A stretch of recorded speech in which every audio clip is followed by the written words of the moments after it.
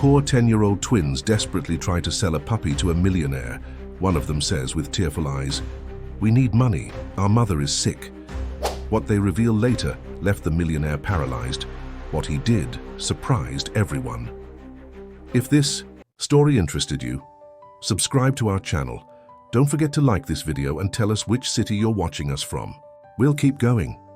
The autumn breeze rustled through the maple trees lining Maple Grove Street, where 10-year-old twins Thomas and Timothy Matthews sat on their front porch, sharing worried glances as they watched their beloved golden spitz, Sunshine, playing in the yard. The dog's presence was more than just that of a pet. It was their last living connection to their father, a gift he had given them before his unexpected departure 2 years ago. Their modest house, once filled with the sounds of laughter and their father's guitar, now held a different kind of silence. Their mother, Sarah Matthews, moved through her days with quiet determination, working tirelessly at the local library during the day and crafting handmade toys late into the night. The twins noticed how her hands trembled slightly when she thought they weren't looking, how she would pause to catch her breath while climbing the stairs, and how the light in her eyes seemed to dim with each passing day. Timothy, the more observant of the twins, had started keeping a secret journal of all the changes he noticed in their mother. The way she would clutch her side when she thought no one was watching, the growing pile of unopened medical bills hidden in her dresser drawer, and the mysterious phone calls she would take in whispers from behind closed doors. Thomas, the more emotional of the pair, expressed his concerns through poetry, filling notebooks with verses about their family's struggle and their mother's fading smile. One particular evening, as the setting sun cast long shadows across their yard, the twins witnessed something that would change everything. Their mother, returning from work, stumbled slightly as she reached for the front door handle. It was a subtle movement, one that might have gone unnoticed by others. But to the twins, it was like a thunderclap in clear skies. They rushed to her side, supporting her as she tried to wave off their concern with a weak smile. "I'm fine, my darlings," she assured them, but her voice lacked its usual strength. "Just a little tired from work." That night, after their mother had gone to bed early, something that was becoming increasingly common, the twins sat in their shared bedroom, the moonlight casting twin shadows on the wall behind them. Sunshine lay between them, his golden fur glowing softly in the dim light, as they discussed their growing fears in hushed voices. "We have to do something," Timothy whispered, his hand absently stroking Sunshine's fur. "Mom's getting worse, and she's trying to hide it from us." Thomas nodded, pulling out his latest poem, written on a crumpled piece of paper. "I wrote about her today, about how she's like a candle burning at both ends, trying to keep our world bright." The twins spent hours that night brainstorming ways to help their mother. They had already sold most of their toys at yard sales, and their beloved bicycle had been traded for cash at the local pawn shop, but it wasn't enough, not nearly enough for whatever medical attention their mother clearly needed. The next morning, Sarah found her sons unusually quiet at breakfast. They watched her with intense concern as she moved around the kitchen, preparing their lunches for school. When she reached for a high shelf and winced, Thomas and Timothy exchanged a meaningful look that went unnoticed by their mother. As they walked to school that day, their backpacks feeling heavier than usual, they passed by the mansion on the hill, a stark contrast to their modest home. The property belonged to Mr. Anderson, a wealthy businessman known throughout the town for his success in the tech industry. The twins had often seen him driving past in his expensive cars, looking serious and important. Little did they know that this man would soon play a crucial role in their lives. For now they were just two worried boys, watching their mother's health decline, desperately seeking a solution to save her. Sunshine trotted beside them, his tail wagging happily, unaware of the difficult decision his young owners were about to make. That afternoon, as they sat in their last class of the day, Timothy pulled out his phone under the desk and started researching the value of purebred Spitz dogs. The numbers he saw made his heart race. It was more money than they had managed to raise from all their previous sales combined. Thomas, catching a glimpse of the screen, felt his stomach twist into knots. They both knew what they had to do. but neither wanted to be the first to say it out loud. That evening, in the privacy of their room, the twins finally voiced what they had both been thinking. Sunshine lay curled up between them on Thomas's bed, his presence both a comfort and a source of their growing anguish. "We could get enough money," Timothy said softly, his voice barely above a whisper. "Sunshine is a purebred and Dad made sure he had all the right papers."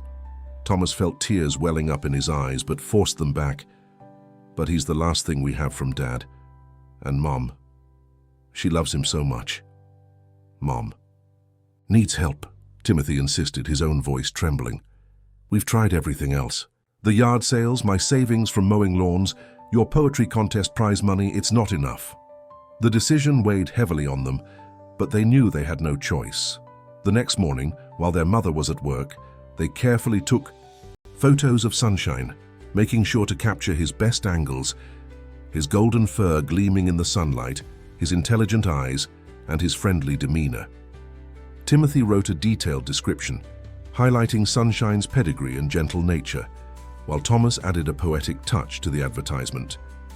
They posted the listing on several local pet websites, setting the price high enough to hopefully cover whatever medical treatment their mother needed. The responses came quickly, more quickly than they had expected. People were interested in the beautiful purebred Spitz, but the twins carefully screened each inquiry, determined to find someone who would give Sunshine a loving home. Among the responses, one stood out. It was from Eleanor Anderson, Mr. Anderson's wife, who had seen the listing and was immediately drawn to Sunshine's photos. She requested to meet the dog and its owners, offering to come to their house the next day. The twins spent that evening in turmoil, trying to act normal around their mother, while their hearts felt like they were being torn apart. They watched as she struggled to prepare dinner, noticing how she had to sit down several times during the process. Her face was pale, and dark circles under her eyes spoke of sleepless nights and hidden pain. The next day, Mrs. Anderson arrived in a sleek, black car that seemed out of place in their modest neighborhood. She was elegantly dressed, but had a kindness in her eyes that put the twins slightly at ease. Sunshine, usually reserved with strangers, approached her with his tail wagging, which the twins took as a good sign. "He's absolutely beautiful," Mrs. Anderson said, kneeling down to pet Sunshine despite her expensive clothes. "But may I ask why you're selling him? He seems very well loved." The twins hesitated, having prepared a story about allergies, but something in Mrs. Anderson's gentle demeanor made Timothy speak the truth. "Our mom is sick," he blurted out, his voice cracking. "She won't tell us what's wrong, but we know she needs help. We've tried everything else." Thomas continued where his brother left off, pulling out a wrinkled paper from his pocket. "I wrote this poem about him last night. Would you like to read it? It's about saying goodbye to someone you love to help someone else you love." Mrs. Anderson took the poem with slightly trembling hands, her expression softening as she read the heartfelt words of a 10-year-old boy facing an impossible choice. When she looked up, there were tears in her eyes. "Where is your mother now?" she asked quietly. "At work," Timothy replied. "She's always working. At the library during the day, and then she makes toys at night to sell online. She thinks we don't know how sick she is, but we can see it getting worse." Mrs. Anderson stood up, her decision made. But instead of discussing the sale of Sunshine, she pulled out her phone and made a call. "Richard, I need you to come to the address I'm sending you right now. There's something you need to see." The twins watched in confusion as Mrs. Anderson ended the call, then turned to them with a gentle smile. "I think we need to wait for my husband before we discuss anything further. Would that be all right?" Within 30 minutes, a sleek black Tesla pulled up in front of the Matthews' modest home. Richard Anderson, known throughout the town as a stern and serious businessman, emerged from the car with an expression of curiosity. His imposing figure, dressed in an impeccable suit, made the twins instinctively move closer together. Eleanor quickly pulled her husband aside, speaking to him in hushed tones while gesturing toward the boys and Sunshine. The twins watched anxiously as Mr. Anderson's expression shifted from mild annoyance to intense interest. and finally to something that looked surprisingly like compassion.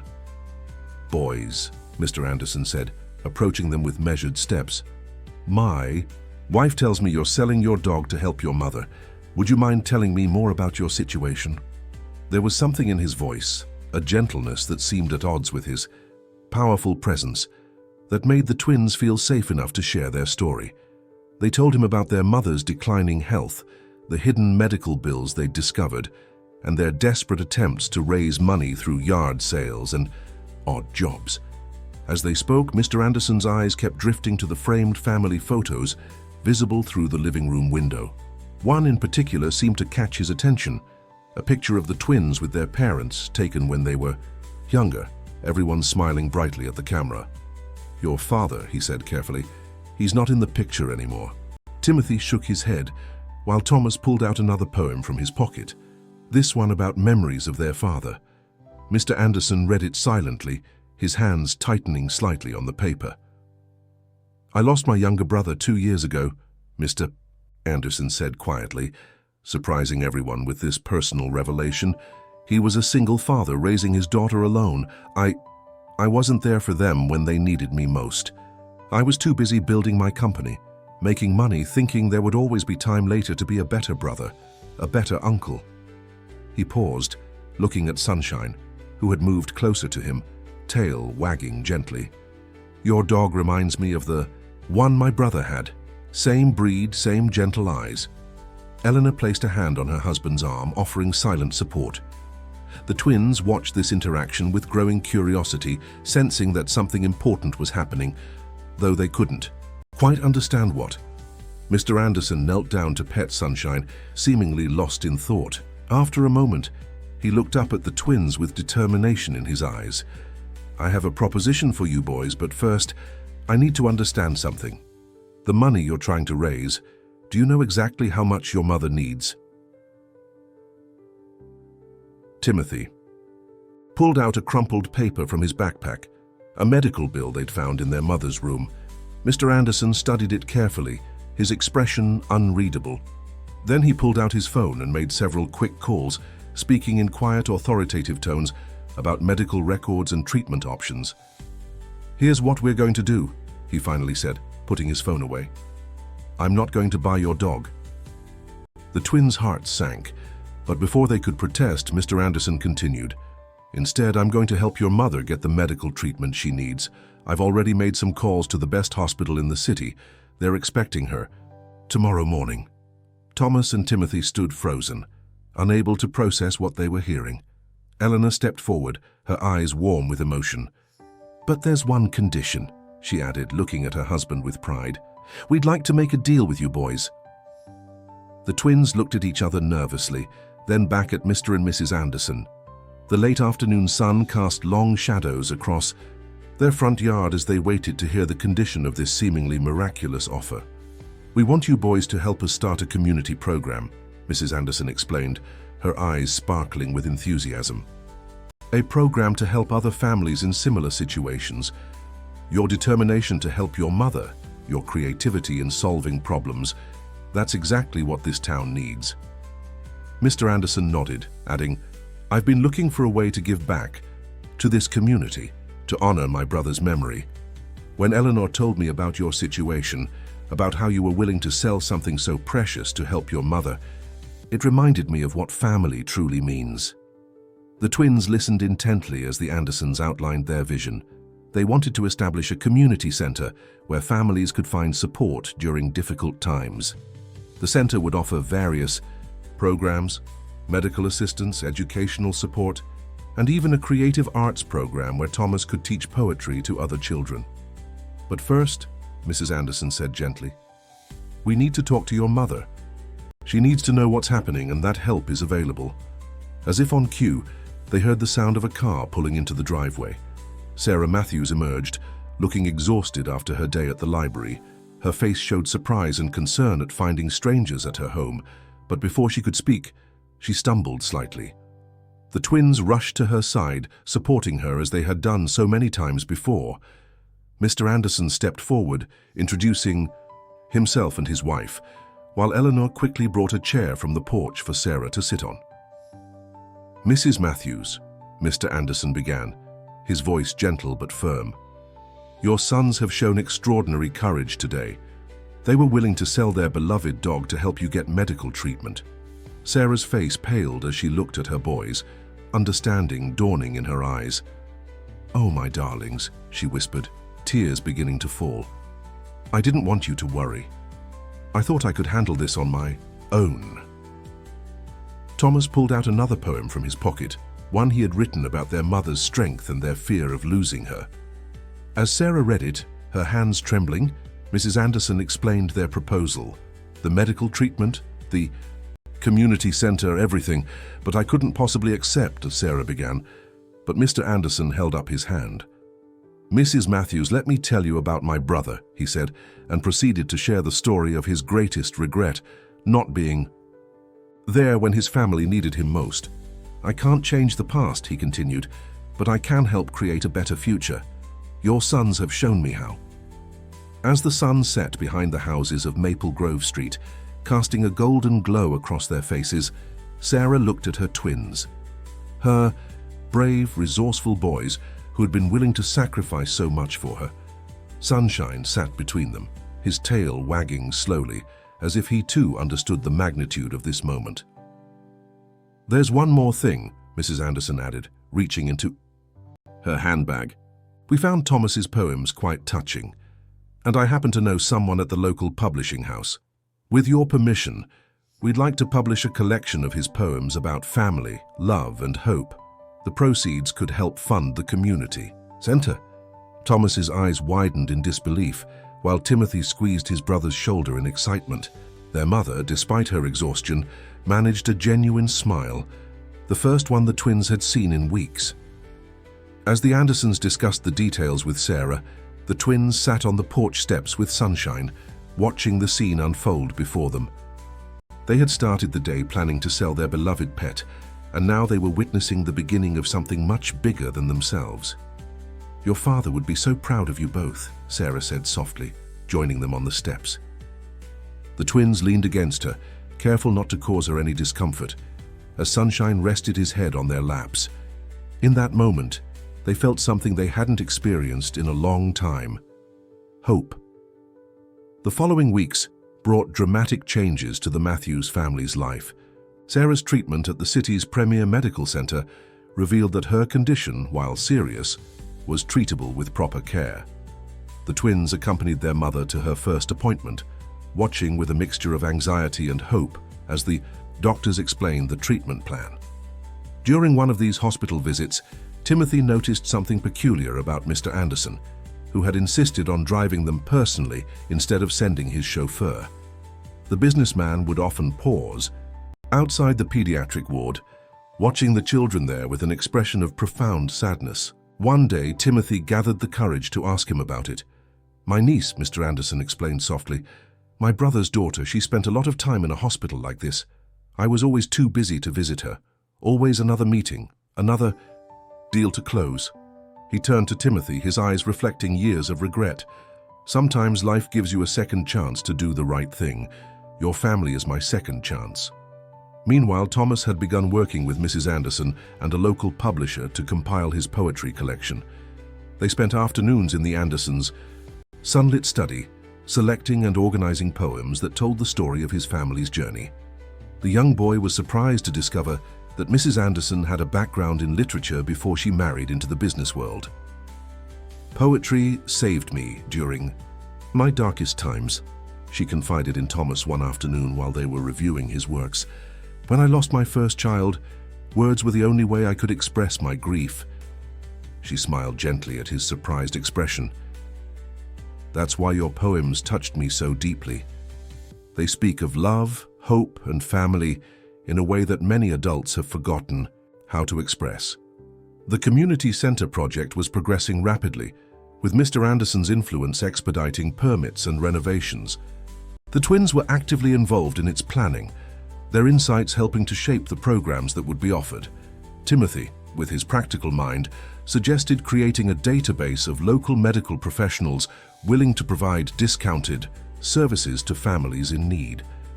One particular afternoon, as they were touring the construction site of the community center, an elderly neighbor approached them. Mrs. Chen, who had lived on their street for decades, had tears in her eyes as she shared her story. "I've been watching your family," she said, her voice trembling. "When you boys started selling your toys and your bicycle, I wanted to help, but I didn't know how. Now seeing what you've inspired..." She pulled out an old jewelry box. "This was my grandmother's. I'd like to donate it to help fund the center's programs." This unexpected gesture sparked something in the community. Soon other neighbors began coming forward with their own contributions. Mr. Rodriguez, the local mechanic, offered free car maintenance for families traveling to medical appointments. The owner of the corner bakery promised to provide fresh bread daily for the center's food program. Sarah, though still recovering, watched these developments with growing amazement.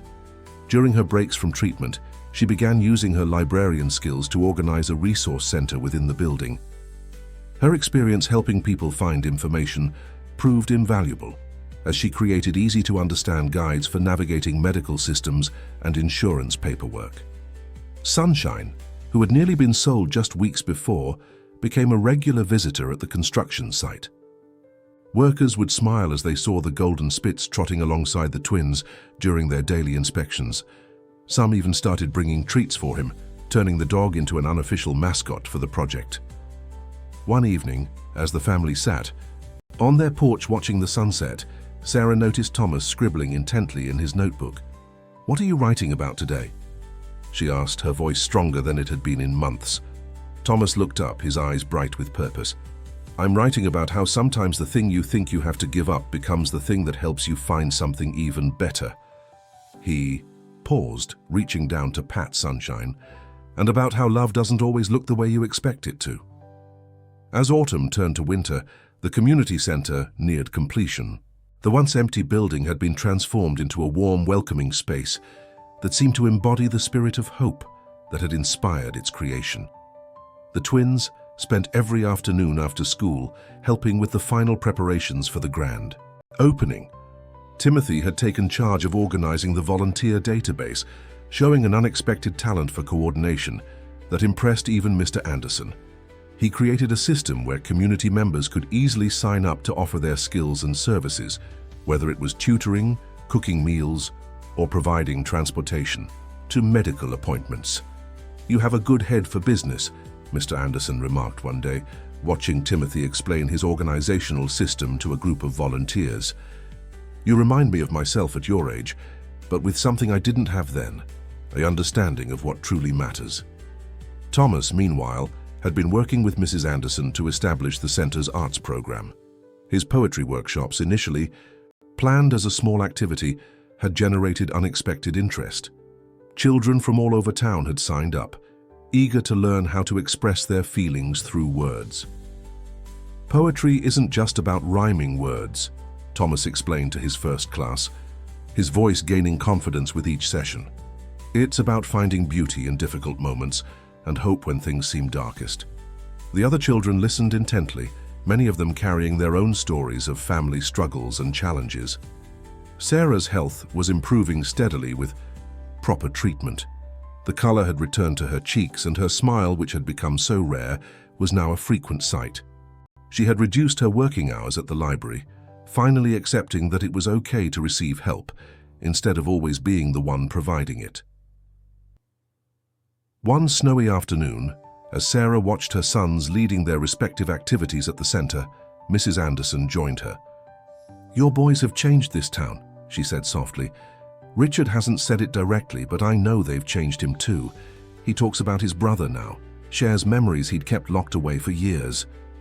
The center's influence continued to spread beyond its walls. Local businesses began offering apprenticeships to teenagers from struggling families. The hospital where Sarah received treatment established a partnership program, providing reduced-cost care to families referred through the center. Even the local school board took notice, implementing new support systems for students dealing with family health issues. Sunshine had found his own role in all of this. The gentle dog had an uncanny ability to sense when someone was upset or stressed, often padding over to offer silent comfort. The children who came to the center adored him, and some parents reported that their kids looked forward to seeing the friendly Spitz as much as they did attending the programs. As the day of the grand opening approached, the twins found themselves reflecting on how much had changed since that desperate afternoon when they had decided to sell their beloved pet. Timothy discovered a new entry in his journal from those days and showed it to his brother. "Look at what I wrote then," he said, pointing to the tear-stained page. "Today, we have to be brave like Dad taught us.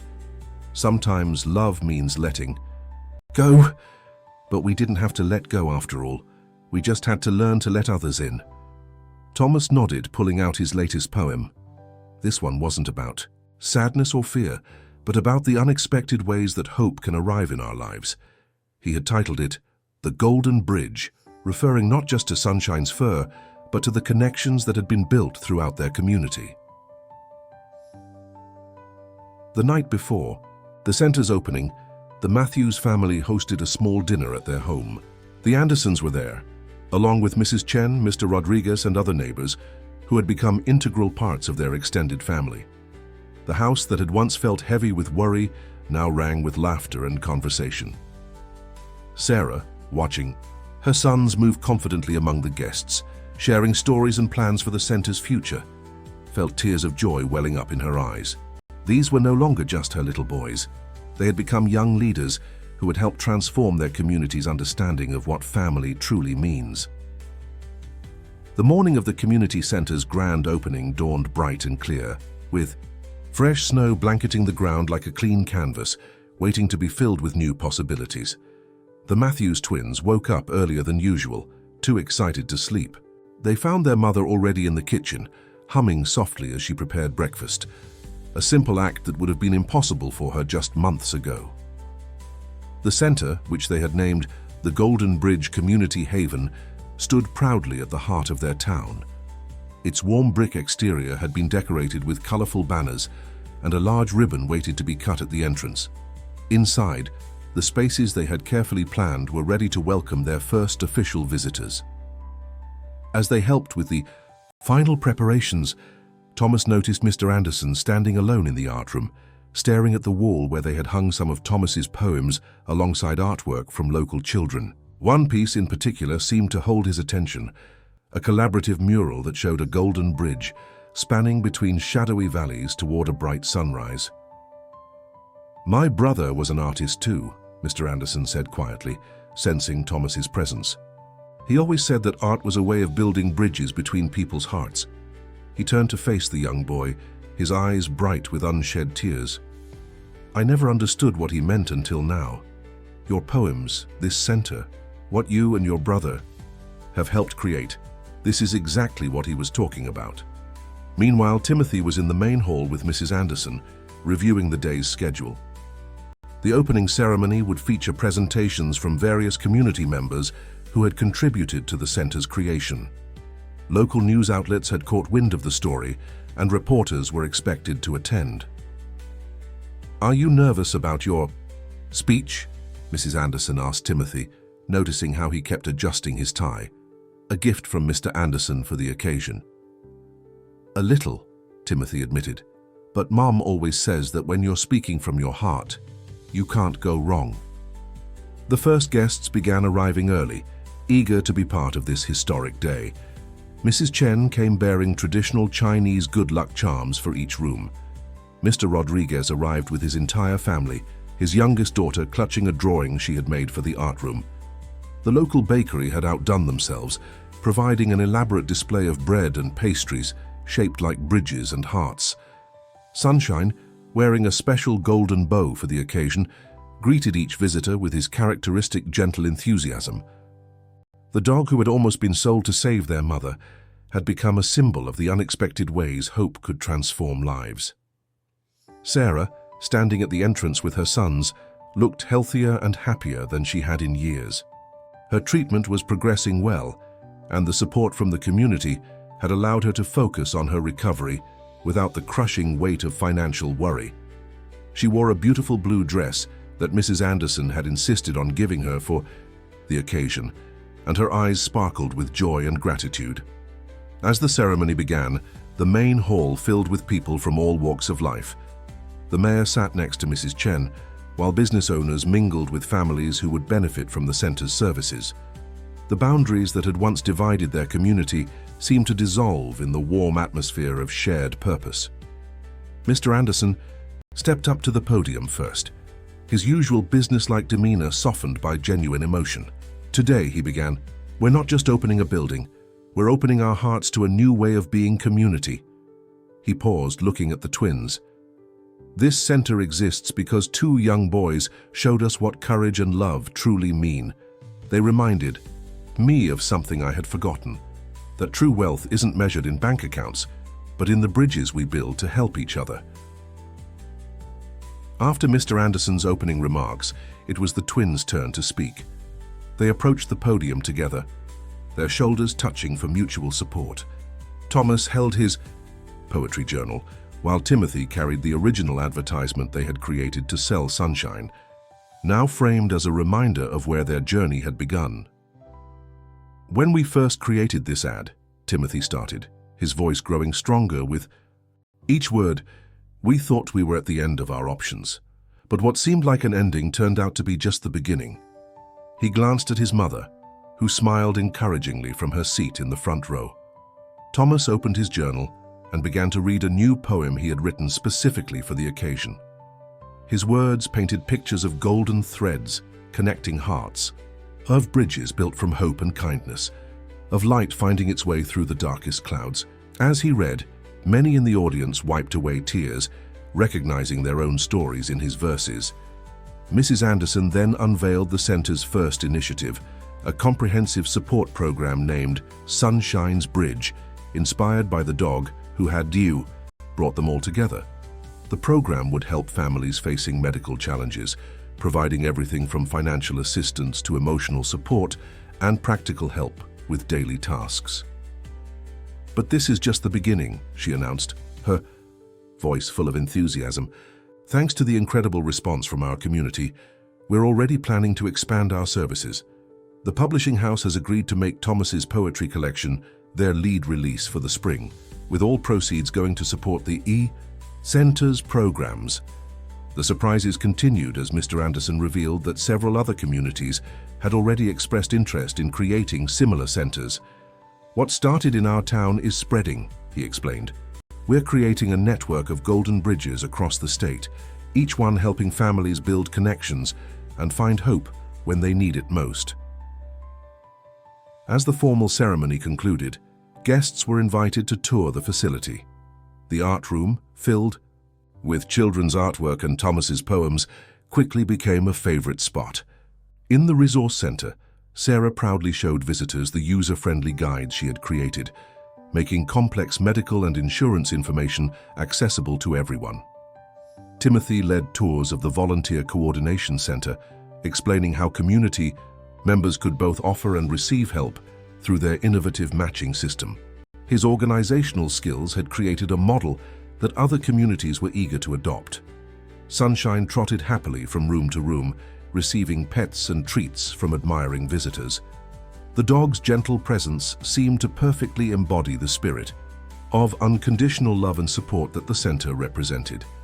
In a quiet moment during the celebrations, the Matthews family found themselves back on their front porch, just like the evening when everything had changed. The winter sun was setting, casting a golden glow across the snow-covered yard. "I found something interesting in Dad's old journal," Sarah said softly, pulling out a worn notebook. "He wrote about his dreams for you boys, about how he hoped you would grow up to make the world a better place." She smiled, tears glistening in her eyes. "He would be so proud to see how you've done exactly that." Thomas immediately reached for his poetry journal, inspired to capture this moment in verse. Timothy wrapped an arm around his brother's shoulders, watching as the words flowed onto the page. Sunshine settled at their feet, his warm presence a reminder of the unexpected ways that love could transform lives. From their porch, they could see the lights of the community center glowing in the distance, a beacon of hope in the winter evening. What had started as two boys' desperate attempt to save their mother had grown into something far beyond their imagination, a golden bridge connecting hearts, healing spirits, and transforming an entire community's understanding of what it meant to be family. Spring arrived in a burst of color, bringing with it new beginnings for the Matthews family and their community. The Golden Bridge Community Haven had been operating for 3 months, and its impact was visible throughout the town. Thomas's poetry book, Building Bridges with Words, had just been released, and its success had exceeded everyone's expectations. One sunny morning, as cherry blossoms drifted through the air, a young girl clutching Thomas's book approached, him at the center. Her eyes were bright with unshed tears as she held out a page where she had marked one of his poems about hope during difficult times. "Your words helped my mum," she said softly. "She was so worried about my little brother's surgery, but reading your poem about finding light in dark times made her smile again." She paused, gathering courage. "Could you teach me how to write like that? I want to help people too." This interaction led to the creation of a new program at the center, Young Bridge Builders, where children could learn to express their feelings and support each other through various forms of art. Thomas found himself leading poetry workshops twice a week, while other local artists volunteered to teach painting, music, and dance. Timothy, meanwhile, had caught Mr. Anderson's attention with his innovative ideas for expanding the center's reach. The practical-minded twin had developed a mobile app that connected volunteers with families in need, making it easier for people to offer and receive help. "You see solutions where others see problems," Mr. Anderson remarked during one of their planning sessions. "That's a rare gift." He pulled out a leather-bound notebook and handed it to Timothy. "I want you to use this to write down all your ideas. Sometimes the smallest thought can lead to the biggest changes." Sarah's recovery had progressed remarkably well, and she had become an inspiration to other parents at the center. Her experience navigating the healthcare system, combined with her librarian's expertise in organizing information, made her an invaluable resource for families facing similar challenges. One afternoon, while helping a newly single father understand his daughter's medical paperwork, Sarah realized something profound. "When I was sick," she told him, "I thought asking for help meant I was failing as a parent. Now I understand that allowing others to help us is its own kind of strength." Sunshine had become such an integral part of the center's healing atmosphere that Mrs. Anderson suggested starting a therapy dog program. The gentle Spitz now had several canine companions who visited regularly, bringing comfort to children and adults alike. The dog, who had almost been sold to save his family, had inspired a whole new way of helping others. The center's success caught the attention of a national magazine, which sent a reporter to write a feature story. As she interviewed community members, a common theme emerged: the power of small acts of kindness to create massive change. Mrs. Chen's initial donation of her grandmother's jewelry had inspired others to give what they could, creating a ripple effect that continued to grow. During the interview, the reporter asked Thomas what inspired his latest collection of poems. He smiled, looking out the center's window at the cherry blossoms swirling in the spring breeze. "I write about golden threads," he explained. "Not just Sunshine's fur anymore, but all the invisible connections that tie our community together. Every time someone helps another person, they're weaving another thread into this beautiful tapestry we're creating together." Timothy, overhearing his brother's poetic response, added his own practical perspective. "And we're making sure those threads stay strong," he said, showing the reporter his volunteer coordination app. "Every day, more people join our network. It's like we're building a safety net, catching people before they fall too far." The success of the Golden Bridge Community Haven inspired Mr. Anderson to make an unprecedented announcement during a warm spring evening gathering. The center's main hall was filled with familiar faces, volunteers, beneficiaries, and supporters who had become like family over the past few months. "When I first met the Matthews twins," he began, his voice carrying emotion that few had ever heard from the usually reserved businessman, "they taught me something invaluable about the true meaning of investment. Today, I'm announcing the creation of the Golden Bridge Foundation with an initial endowment that will ensure this work continues and grows." The announcement was met with gasps of surprise and applause, but Mr. Anderson wasn't finished. Additionally, we're establishing a scholarship program named after my late brother. It will support young people who, like Thomas and Timothy, show exceptional commitment to building stronger communities. Mrs. Anderson stepped forward to explain the details, her eyes shining with pride. The foundation will help establish similar centers in other communities using the model we've created here. We've already identified 5 locations where local leaders are eager to begin. For the Matthews family, this announcement held special significance. Sarah, now fully recovered and radiant with health, had recently accepted a position as the Foundation's Chief Program Coordinator. Her experience, both as a beneficiary and a helper, made her uniquely qualified to guide the expansion of their vision. "Mom," Timothy whispered during the celebration, "remember when we thought selling sunshine was our only option? Now look at how many options we're creating for other families." Thomas, inspired by the moment, pulled out his ever-present journal and began composing a new poem. This one wasn't about struggle or sacrifice, but about the unexpected ways that love could multiply when shared. Mrs. Anderson, noticing his intense concentration, smiled knowingly she had already reserved space in the Foundation's first publication for his future works. The Foundation's announcement attracted attention from neighboring communities. Visitors began arriving daily to learn from their experience. Among them was a group of children from a nearby town, each facing their own family challenges. As they toured the center, their eyes wide with wonder, one little boy stopped in front of the wall where Thomas's first poems were displayed. "Could we have something like this in our town?" he asked hopefully. "My sister is sick, and my parents are always worried about money." Sarah knelt beside him, her heart full of understanding. "That's exactly why we're expanding," she explained gently. "Soon every community will have a place where families can find help and hope."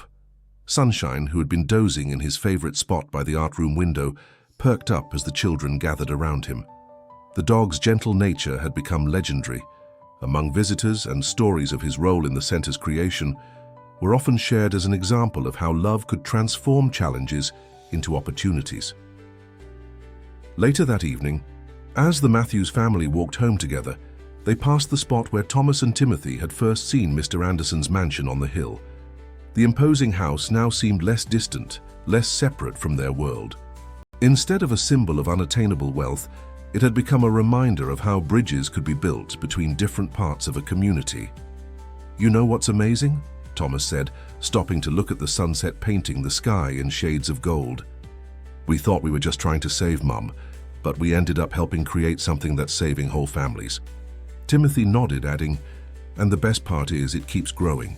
Every person who comes to the center ends up finding a way to help someone else. It's like a golden thread weaving through the whole world," Sarah finished, pulling her boys close. Sunshine wagged his tail in agreement, his fur glowing in the evening light. As they continued their walk home, they could see lights beginning to shine in the windows of the community center. Each light represented a story of hope. A family finding help, a volunteer discovering the joy of giving. What had started with 2 desperate boys trying to save their mother had grown into a beacon of hope that would continue to shine for generations to come. Summer arrived with warm breezes and new possibilities. The Golden Bridge Foundation's influence had begun spreading beyond their small town, touching lives in ways the Matthews twins had never imagined. One particularly memorable morning, they arrived at the center to find a group of visitors from across the state, other children who had been inspired to start similar initiatives in their own communities. Among them was Emma, a 12-year-old girl from a coastal town, who had read Thomas's poetry book and used it to start a creative writing group for kids dealing with family challenges. Her long brown hair was tied back with a golden ribbon, and her eyes sparkled with determination as she shared her story. "After my dad lost his job, everything felt dark," she explained to the gathered group. "But then I found Thomas's poem about golden threads of hope, and it helped me understand that we weren't alone. Now our writing group has 20 members, and we're helping each other's families find resources and support." The creative writing program had expanded beyond poetry. Children were now writing stories, plays, and even songs about their experiences. Thomas found himself collaborating with these young writers, helping them find their own voices and ways to express their feelings. Meanwhile, Timothy's volunteer coordination app had caught the attention of tech industry leaders. Mr. Anderson had arranged for him to present his ideas at a youth innovation conference, where his practical approach to community support earned him recognition and support for further development. The app isn't just about matching volunteers with needs, Timothy explained to an impressed audience. It's about creating connections that last. When someone receives help, they often become inspired to help others, creating a continuous cycle of support.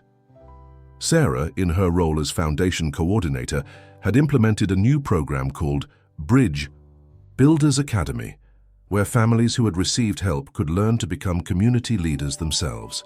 The program was her way of ensuring that the foundation's work would continue to grow organically, powered by people who understood firsthand the importance of community support. During one of the Academy's sessions, a mother shared how her perspective had changed. "I used to think accepting help meant I was weak," she said, echoing Sarah's own past feelings. "Now I realize that allowing others to help us actually makes the whole community stronger." Sunshine had inspired an entire network of therapy dog programs across the new centers. The Gentle Spitz now help train other dogs and their handlers, showing them how to provide comfort to families in stress. His success had led to the creation of the Sunshine Squad, a group of certified therapy dogs that visited various centers on a rotating basis. Mrs. Anderson, seeing how the children responded to the dogs, had commissioned a series of illustrated books based on Sunshine's story. The first book, The Golden Bridge Dog, featured Thomas's poems alongside beautiful illustrations that captured the spirit of hope and community that Sunshine represented.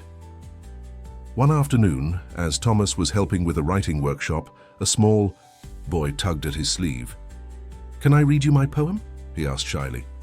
"It's about how my mum smiled for the first time in months after we came to the center."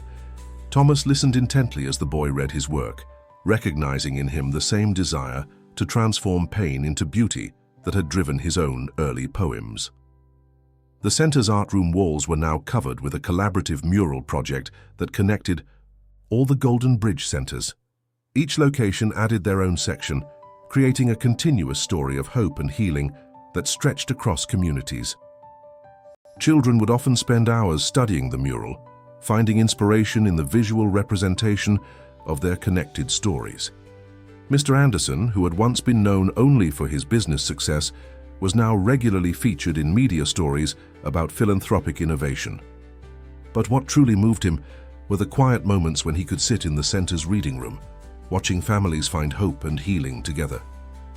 "My brother always said that true wealth was measured in the lives you touched," he shared during a foundation meeting.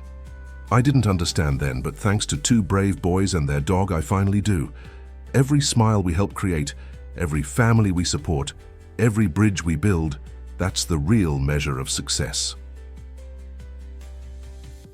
The impact of the Golden Bridge Foundation continued to grow in unexpected ways. One warm summer evening, during a special ceremony at the original center, the Matthews family found themselves surrounded by faces both familiar and new, people whose lives had been touched by the ripple effect of their story.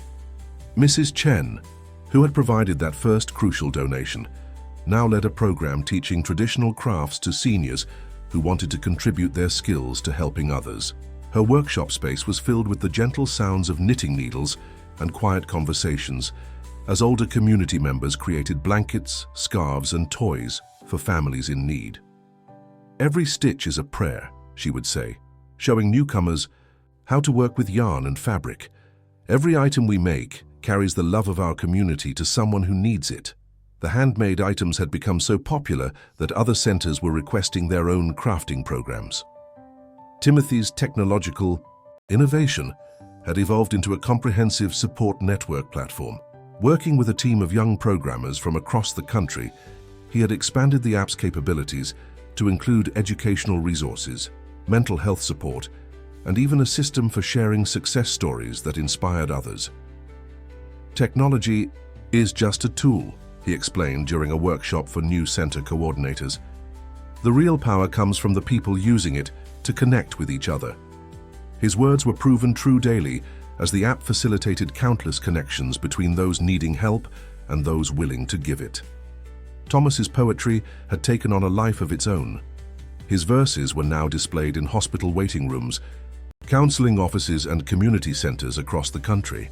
Children in different cities would often write their own verses in response to his poems, creating a kind of poetic conversation that bridged geographical distances.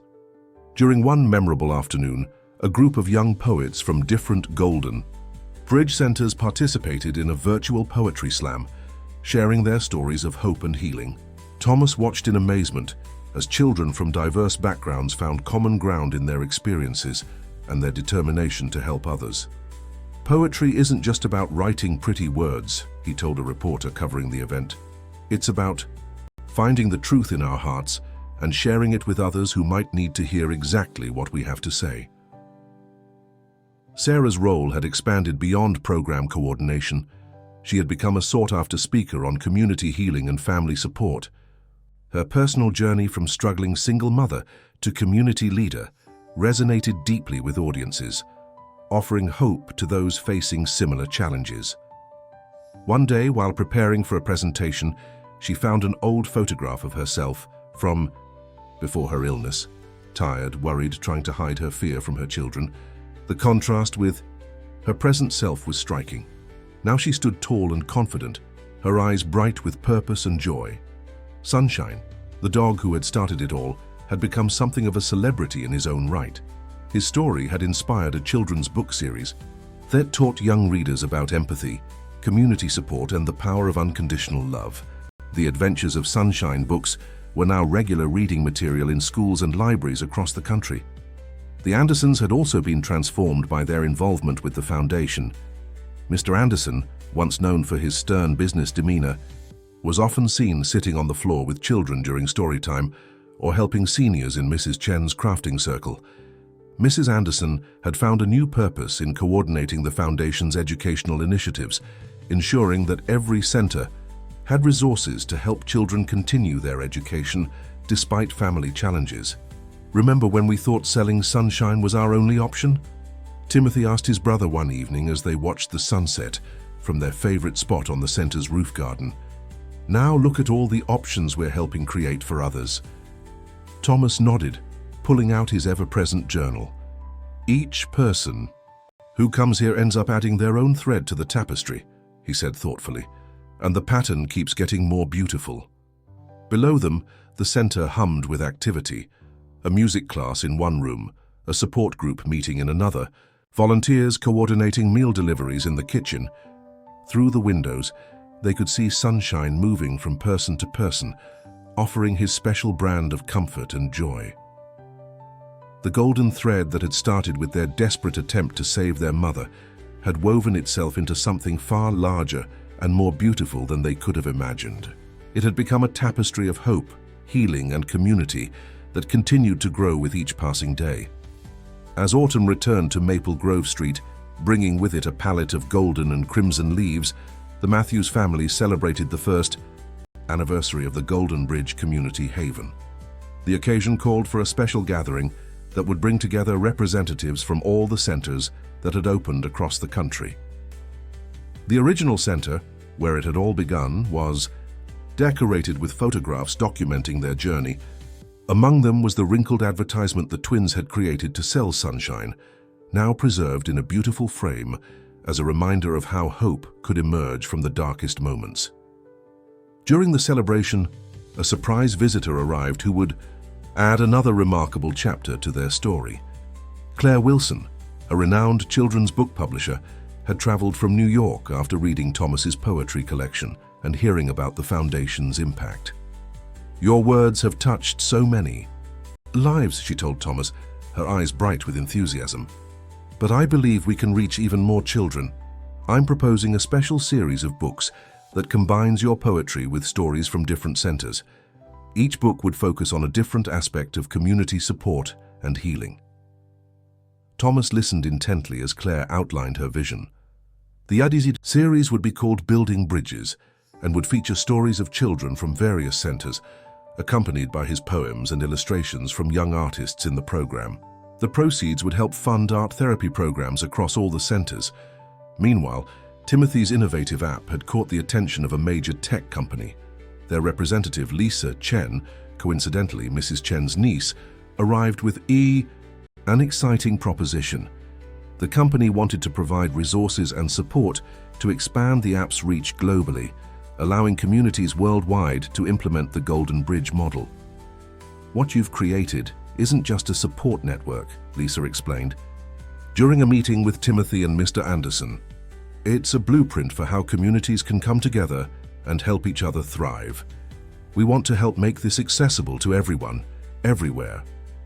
Sarah, watching her sons navigate these new opportunities with grace and wisdom, felt overwhelming pride. Her own role had evolved as well. She now led a program training other parents to become community advocates, sharing the insights she'd gained from her journey from recipient to leader. One particularly touching moment came when a young mother approached her after a training session. "I was ready to give up," the woman confided, wiping away tears. "But then I heard about your story, about your boys and their dog, and how you all found a way to turn struggle into strength. It gave me hope that I could do the same." Sunshine, now a distinguished senior dog with touches of silver in his golden fur, remained the heart and soul of the original center. His gentle presence had inspired an entire network of therapy dog programs, and he still spent his days moving, from person to person, offering comfort and companionship. The Andersons had undergone their own transformation. Mr. Anderson, once known primarily for his business acumen, had become a leading voice in social entrepreneurship. He frequently spoke at conferences about the importance of combining business success with community support. "True wealth," he would say, "isn't measured in dollars, but in the strength of the bridges we build between hearts." It was a lesson he'd learned from two young boys and their unwavering love for their mother. Mrs. Anderson had found her calling in coordinating the Foundation's educational initiatives. Under her guidance, the centers had developed comprehensive programs to support children's academic success, while their families navigated challenges. Her literature background proved invaluable as she worked with Thomas to develop educational materials that combined practical support with emotional understanding. One afternoon, as golden leaves danced in the autumn breeze, Thomas sat in the EI Center's garden, working on poems for the new book series. A group of children from the art therapy program had gathered around him, eager to share their own stories and artwork. "How do you know what to write about?" a young girl asked, clutching her sketchbook. Thomas smiled, remembering his own journey. "I write about the golden threads that connect us all," he explained. "Sometimes they're visible, like sunshine's fur or the autumn leaves. Sometimes they're invisible, like the love that makes people help each other. But they're always there, waiting to be woven into something beautiful." The success of the Golden Bridge Foundation had created ripples that reached far beyond their initial dreams. As winter approached, bringing with it a blanket of pristine snow, the Matthews family found themselves at the center of a movement that continued to evolve in beautiful and unexpected ways. The publication of the first Building Bridges book had exceeded all expectations. Children across the country were not only reading the stories, but using them as inspiration to start their own community initiatives. Schools began incorporating the books into their curriculum, teaching students about empathy, community support, and the power of helping others. One morning, Timothy received an exciting email from a group of young tech enthusiasts in Japan who had been inspired by his app. They wanted to collaborate on creating a version that would work within their cultural context while maintaining the core principle of connecting hearts and building community support. "It's amazing how the idea of golden threads translates across cultures," Timothy remarked during a video conference with the Japanese team. "They have their own beautiful concept called kintsugi, the art of repairing broken pottery with gold, making it even more beautiful than before. It's exactly what we're doing with communities." The Foundation's influence had begun to shape public policy as well.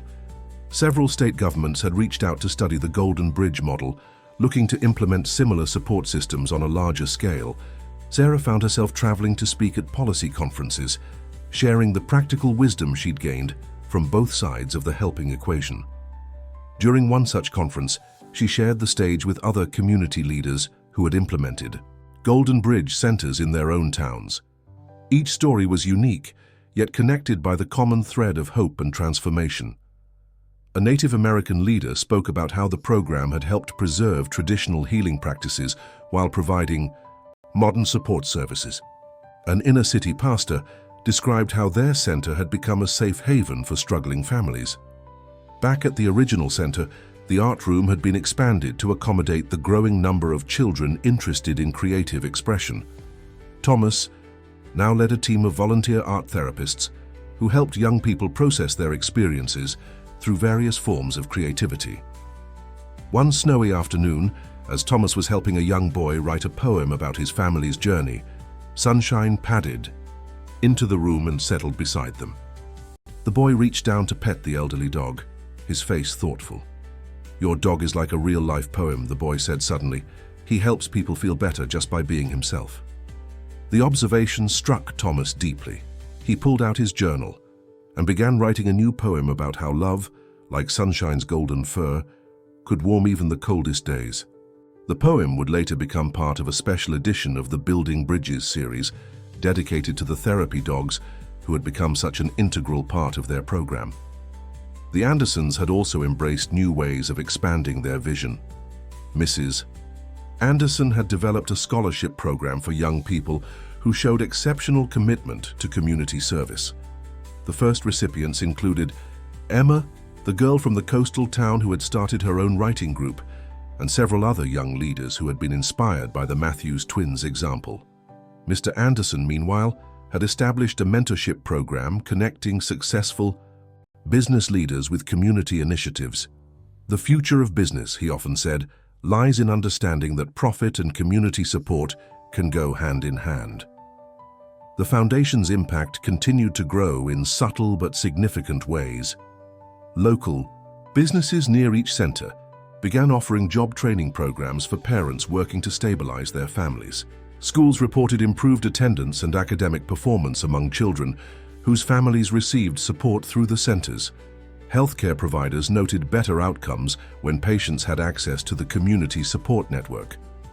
One evening, as the Matthews family walked home from the center, they passed the spot where their journey had begun, the porch where two desperate boys had made the difficult decision to sell their beloved pet. Now, instead of worry and fear, the street was filled with the warm glow of hope emanating from the community center. "Look at all the lights," Sarah said softly, gesturing toward the center, where dozens of windows shone brightly in the winter darkness. Each one represents a family finding hope, a child learning to express themselves, a volunteer discovering the joy of helping others. Sunshine, his pace slower now but his spirit as bright as ever, wagged his tail as if in agreement. The dog, who had almost been sold to save one family, had become the inspiration for saving countless others. His golden fur, now mixed with silver, still caught the light like threads of hope weaving through their community. The arrival of spring brought with it an extraordinary announcement that would elevate the Golden Bridge Foundation to new heights. The United Nations had selected their program as a model for community development, planning to implement similar initiatives in developing countries around the world. The news came on a bright morning when cherry blossoms were just beginning to paint the town in shades of pink and white. Sarah was in her office at the center when she received the call that would change everything once again. Representatives from UNICEF wanted to adapt the Golden Bridge model for communities facing various challenges across different cultures and contexts. "Your approach to community healing and support transcends cultural boundaries," the UNICEF coordinator explained during a video conference with the entire Matthews family. The combination of practical support with emotional healing, especially through art and technology, has shown remarkable results.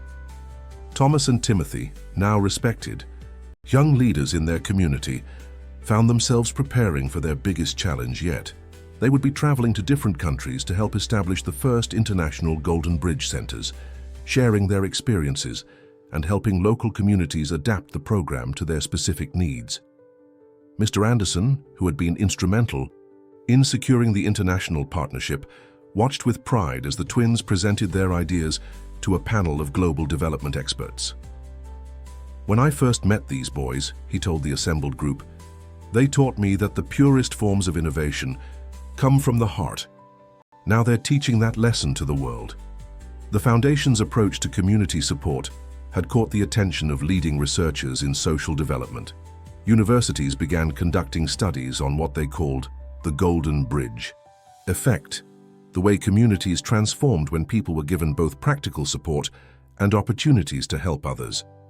During one particularly moving presentation, a researcher shared data showing how communities with Golden Bridge centers had seen significant improvements in various areas: better health outcomes, improved school attendance, increased employment rates, and stronger community bonds.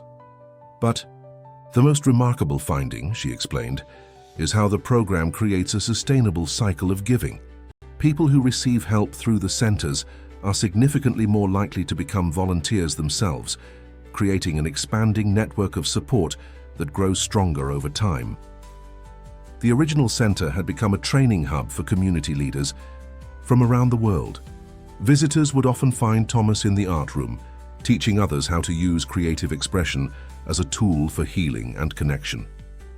His poetry workshops had evolved into comprehensive programs that combined writing, visual arts, and music to help people share their stories and find strength in their experiences. One afternoon, as Thomas was leading a workshop for international visitors, a woman from a small village in Kenya shared how she had translated some of his poems into Swahili. "The children in my village especially love the one about golden threads," she said. "They say it reminds them that we are all connected, no matter how far apart we live." Timothy's technology platform had also evolved to meet the challenges of global expansion. Working with a team of international developers, he had created versions of the app that could function even in areas with limited internet access. The platform now included features for different languages, cultural contexts, and local resources. "Technology is just a tool," he reminded a group of new programmers joining the project. "Our real goal is to help people connect and support each other. Every line of code we write should serve that purpose." Sarah had become a respected voice in international development circles, sharing her unique perspective as someone who had experienced the program's impact from multiple angles. Her story of transformation from a struggling single mother to a global community leader resonated deeply with audiences worldwide. During one international conference, she shared the stage with other parents who had similar experiences in different cultures. "What we've discovered," she explained, "is that the language of hope is universal. When we give people the tools to help themselves and others, they create ripples of positive change that cross all boundaries." Sunshine, though no longer able to travel, continued to inspire the international therapy dog programs that had become a cornerstone of the Golden Bridge approach. Centers around the world had adopted similar programs, finding local dogs with the same gentle spirit to provide comfort and support to families in need. Mrs. Anderson had taken charge of developing cultural exchange programs between different centers, enabling children from various countries to share their stories, art, and experiences. "When children realize they're not alone in their challenges," she observed, "they find strength they never knew they had." The impact of the Golden Bridge Foundation's global expansion began manifesting in beautiful and unexpected ways. Stories of transformation poured in from centers around the world, each one adding new threads to the tapestry of hope they had begun weaving years ago on that desperate afternoon when two young boys tried to sell their dog. In a small village in rural India, a group of women had adapted the Foundation's craft program to incorporate traditional textile arts. They created stunning pieces that told stories of their community's journey, weaving golden threads through traditional patterns to symbolize the connections that had helped them overcome challenges. Each piece we create carries our hopes and dreams, explained the group's leader during a video call with the original craft circle led by Mrs. Chen. When we sell these items, we use the money to help other families in our village. The golden threads in our work remind us that we are part of something larger than ourselves. Thomas had been deeply moved by how his poetry had been embraced and adapted across different cultures. Children in various countries had begun writing their own verses, often combining his themes with their local traditions. A collection of these international poems was being compiled into a special edition that would showcase the universal language of hope. During a virtual poetry session connecting young writers from different centers around the world, a teenage girl from Brazil shared a poem she had written about her community's transformation. Before the Golden Bridge came to our favela, she read, "We felt isolated in our struggles. Now we understand that every challenge we overcome helps light the way for others." Timothy's tech team had made a breakthrough in developing offline versions of the support network app, allowing it to function in areas with limited connectivity. The system used local servers and mesh networks to ensure that communities could maintain their support systems even in areas with infrastructure challenges. Innovation isn't always about creating something new, Timothy explained to a group of tech students who had volunteered to help expand the platform. Sometimes it's about finding new ways to share what we already know works, like hope and kindness and the power of community. Sarah's experience had become a case study in international development programs. She frequently participated in panel discussions about sustainable community development, sharing how personal transformation could lead to broader social change. During one such discussion, she shared the stage with leaders from various Golden Bridge centers worldwide. A woman from a remote village in the Andes described how their center had helped preserve indigenous healing practices while providing modern support services. A community leader from Thailand explained how they had integrated traditional meditation practices with the Foundation's approach to emotional healing. The Andersons had also embraced the international scope of their initiative. Mr. Anderson worked with business leaders around the world to create sustainable funding models for new centers, while Mrs. Anderson coordinated educational exchanges that allowed young people to learn from different cultural approaches to community support.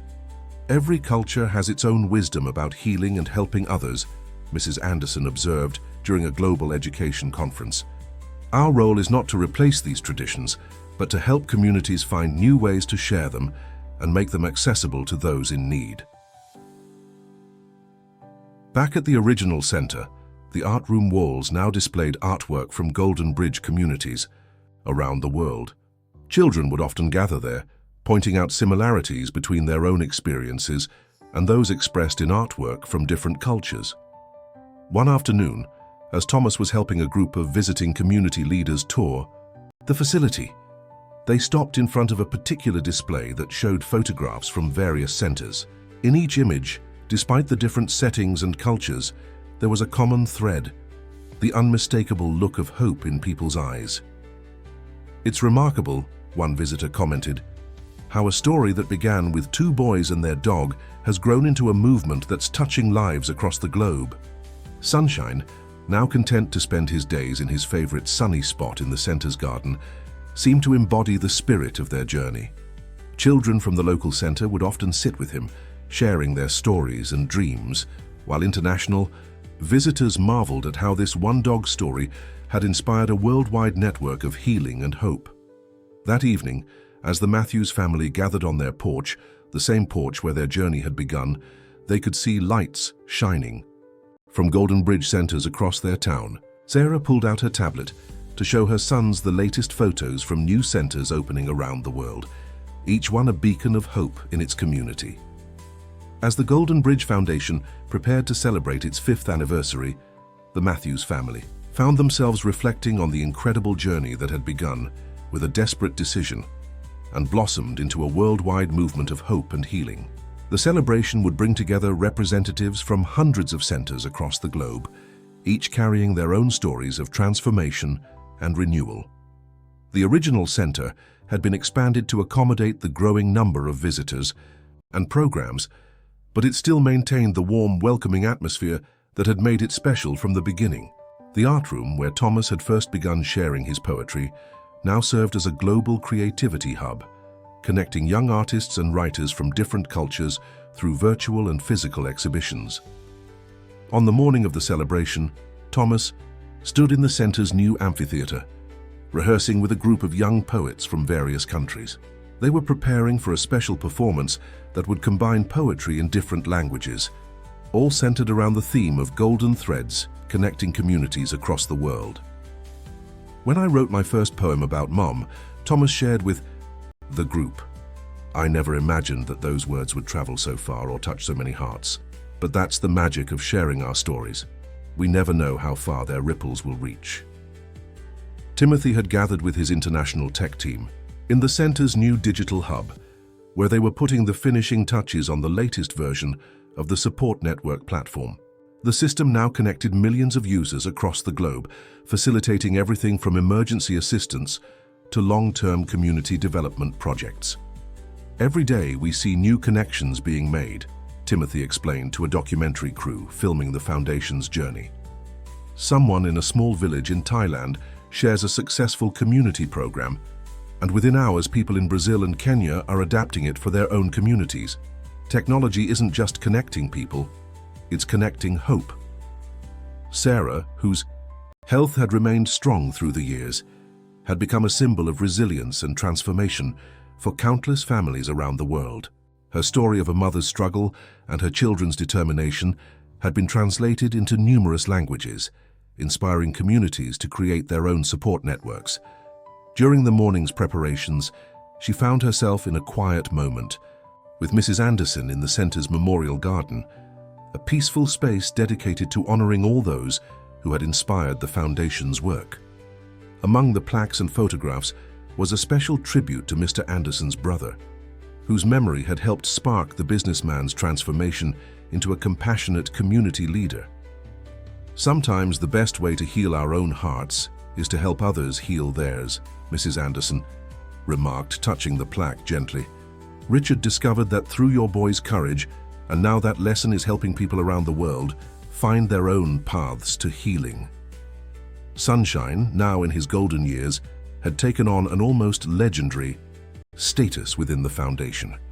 Stories of the dog who had inspired it all were shared at every new center opening, and his image had become a symbol of unconditional love and hope.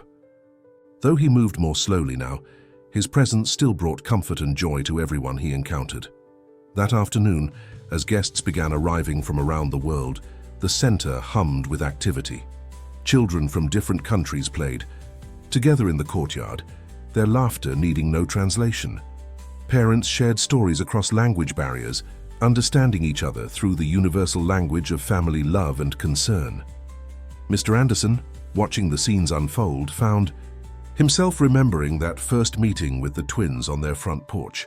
I thought I was going to help two boys save their mother, he confided to a group of business leaders who had supported the foundation's expansion. Instead, they taught all of us, how to save ourselves by helping others. The day's events included presentations from various centers, each sharing their unique adaptations of the Golden Bridge model.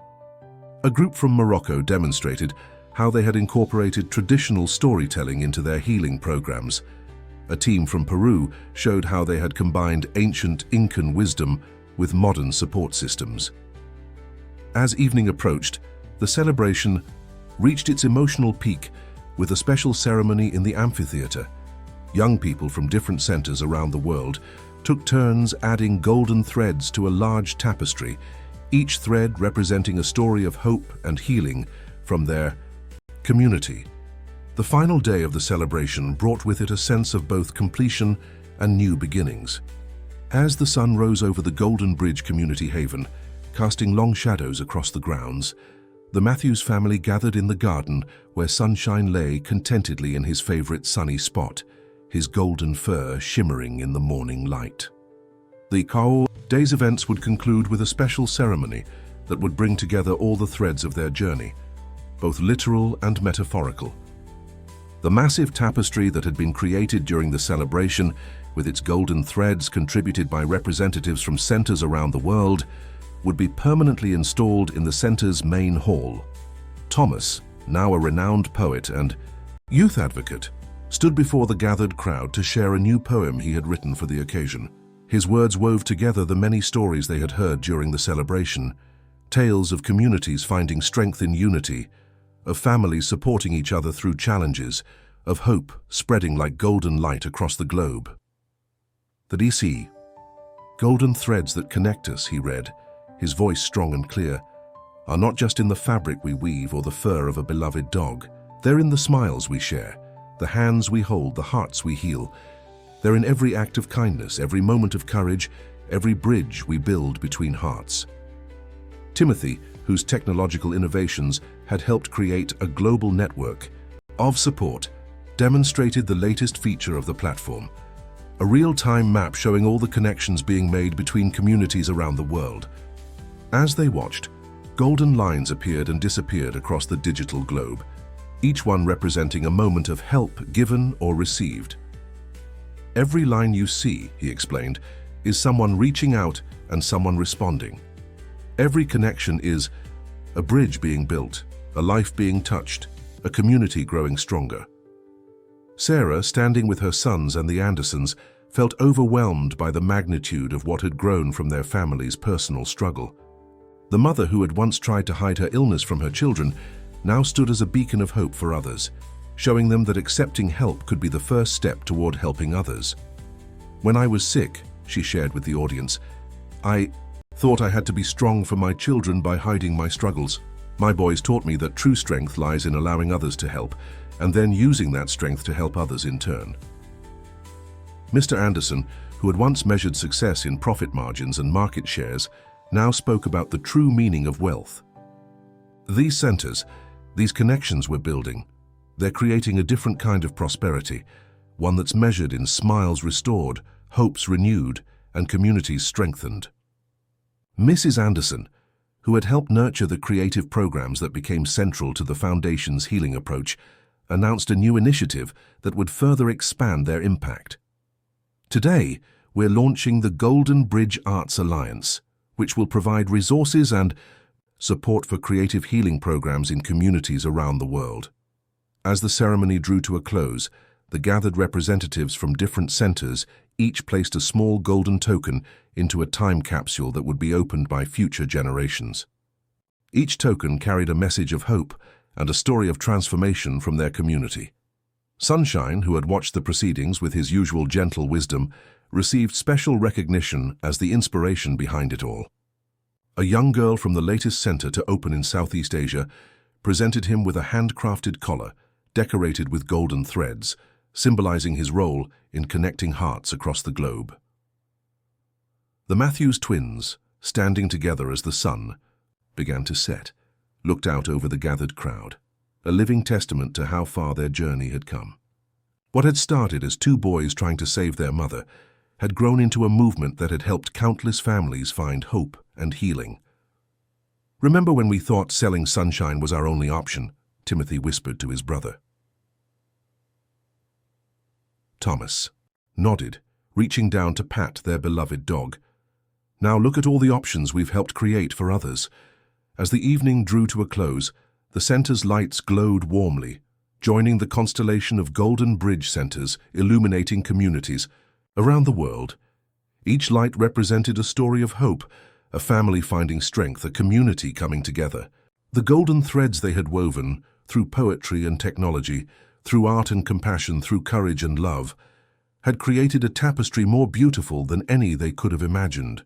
And somewhere, in homes and centers across the globe, more golden threads were being woven, more bridges were being built, more hearts were being healed, all because